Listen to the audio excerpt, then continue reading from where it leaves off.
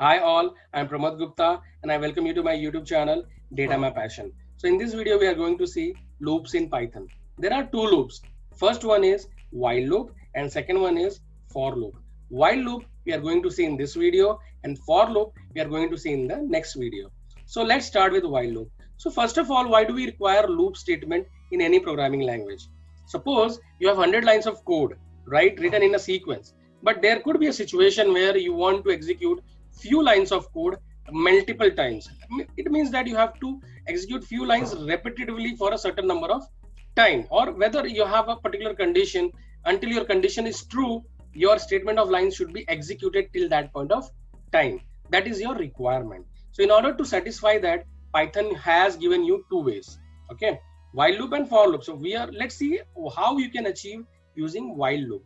Okay, this is the syntax of while loop. You can see, so you have to use a keyword called while, and then you have to give a condition till which your loop has to be executed, okay, and then you have to write your statement, whatever you want to achieve. So suppose my task is to print a number from 0 till 9, okay. So in order to achieve that, how can we do this? First, I have to initialize a variable called counter.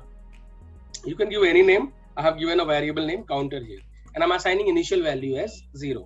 Then I'm writing a while loop here, and here I am mentioning the condition. So this condition has to be true in order to execute this particular code again and again. Okay, so I have given a condition here, counter should be less than equal to 10. I'm telling my Python interpreter that you have to execute your loop until when your condition is less than or equal to 10. Once your counter variable is equal to 11, you should not execute that. That's what I'm telling my Python interpreter. Here I am, in the block of while loop, I am printing the number here. So print number colon is equal to counter variable, and then here I am incrementing the counter variable. Why I have to increment counter variable, I am going to just tell you in a while. Okay, so just try to imagine a situation, how this particular code will get executed inside a Python interpreter, right? So whenever Python interpreter try to execute this code, what it will do, it will go and first execute this statement. So here you are actually assigning a value 0 to a counter variable. Then your interpreter will come here, it will check a condition. Okay, so counter variable is less than or equal to 10, because right now you have a counter variable 0, right? So definitely this condition is true as of now. Okay, then it will go inside this loop because your condition is true.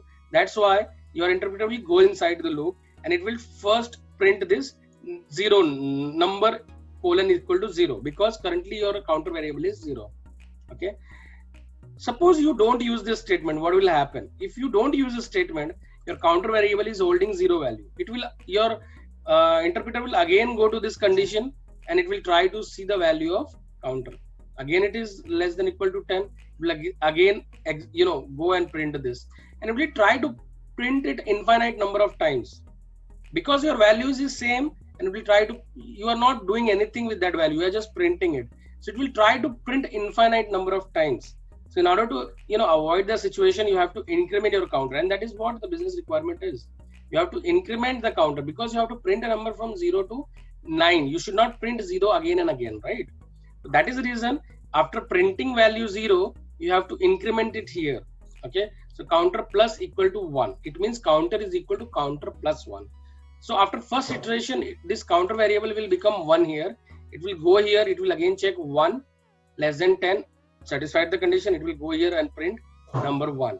Then it will increment here, so counter become 2. Now 2 is less than 10, it will go and print here. Similarly 3 less than 3, 3 is less than 10, print 3 here. Similarly it will go up to 9. Okay, so 9 is less than 10, it will go and print here, right? So this is how it will happen. If I execute the code, you can see it here. It will go and print a number 10, because I have included 10. If you remove this, it will print up to 9. That's what is loop statement here. So this same statement has executed 10 times, right? And if you don't use this loop statement, you have to write this statement 10 times.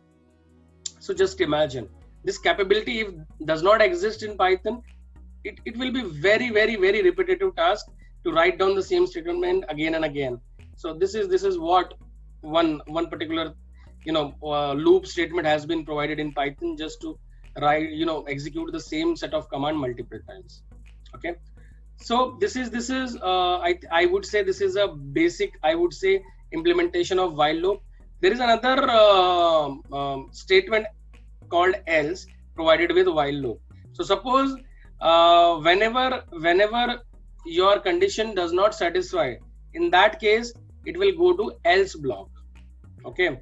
So say for example, here what I am doing, here I am trying to take an input from a user and I'm trying to printing it. So see it here.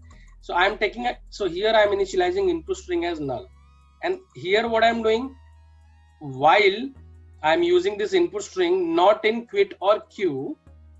So whenever your input string, whatever you enter, is not quit or queue, then it will go and take input from user and it will try to print it. It will print it here.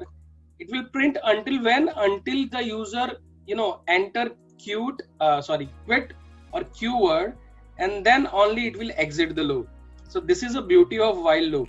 So whenever you don't know up to what number you have to do the task, then you can use while loop. So whenever you are not very sure up to what number of times you have to execute a particular statement, you have to use while loop. And suppose if you know the number how many times you have to execute a particular loop, then you can go for loop, which I'm going to tell you in my for loop video, right? So if I execute this code, it is asking enter the word which you want to print. Suppose I am saying ABC, right? It has printed ABC, and again, so you can see this particular statement has executed and it has printed. Now again this particular cursor went into loop, and since the input string which you have provided ABC is not equal to quit or queue, right? That is the reason it printed it again. If you say anything else, right, again it has printed, again it is asking for input, and it will ask input till when? Until you say queue. Once you say queue, it will exit the loop and it will go to the else statement, and then it will print this statement that you are exiting the loop. So that is how you can use else statement. So whenever your condition become false, it will go to else block and it will print this whatever else statement you have written, it will print that and it will exit the loop. So this is all about while loop. I hope you understood it. So if you like my video, please hit the like button, subscribe to my channel and share with your friends. And this GitHub, this code you can find on my GitHub page, and you can see the link of GitHub given in my description section of this video, right? So thanks for watching.